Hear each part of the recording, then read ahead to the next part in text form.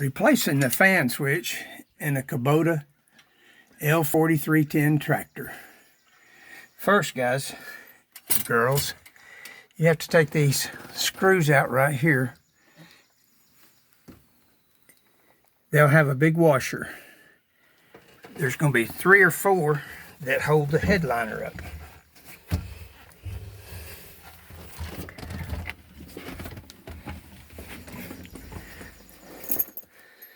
This is what they look like. They come out. They hold the roof on.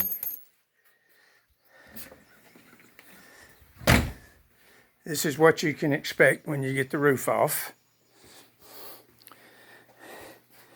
Having to put a new seal in. I got this at Lowe's, $3. There was some old foam. It was starting to flake, so I went ahead and vacuumed it off.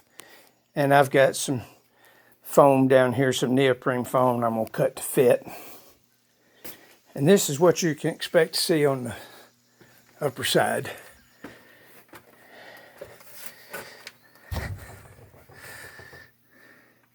Fan switch and air conditioning switch right there.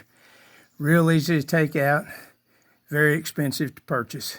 $104 for that little rascal. And you can see this insulation that's on the ductwork. It's flaking off. So I'm going to clean that all off so that it don't go into the blower. And then taking this blower apart to clean the evaporator would be quite a chore. So you have to clean off your gasket around the top of the cab. And then after I get this vacuumed and put down a little more stuff, I thought I might even spray a little glue on some of it just to keep it in place. So again, that's replacing the fan switch. Oh, I did take my radio out. I never listened to it.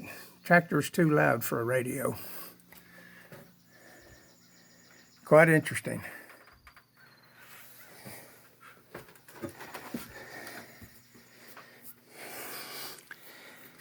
And it's not a very bad job. The board is there to keep the sunlight out. Good luck.